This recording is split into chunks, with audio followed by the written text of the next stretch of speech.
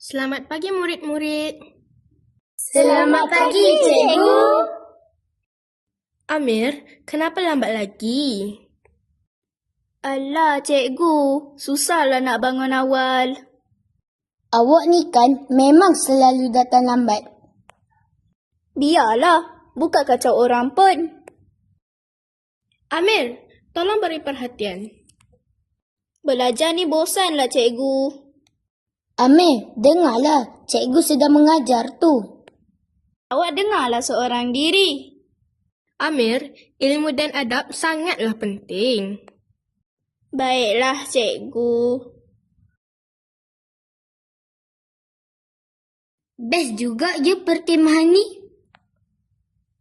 Best apa? Penat adalah. Hujan lebatlah. Angin pun kuat. Takutlah saya. Semua murid, masuk ke kemah sekarang. Tolong!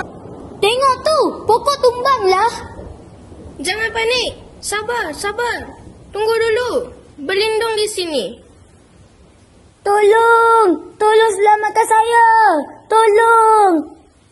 Amir, cepat bantu dia. Aku? Kenapa aku pula yang kena? Cepatlah Amir, tolong dia. Kesian dia tu. Tak boleh biarkan dia ni. Kesian pula aku tengok. Abang, saya takut. Tolong saya. Adik, pegang kuat-kuat tangan abang.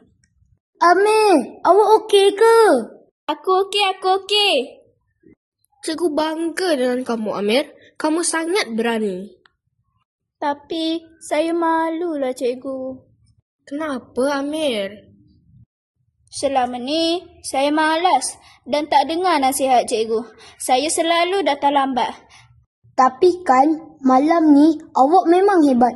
Sebab awak dapat selamatkan adik tu. Saya sedar sekarang, disiplin dan keberanian itu sangat penting. Inilah Amir yang cikgu mahu lihat. Berdisiplin, berani dan baik hati. Murid-murid, Amir telah menunjukkan sikap berani membantu orang lain. Kamu semua perlu contohi Amir. Terima kasih. Saya janji nak berubah jadi lebih baik. Tahniah Amir, awak ni memang wira sekolah. Murid yang baik bukan sahaja pandai, tetapi juga beradab.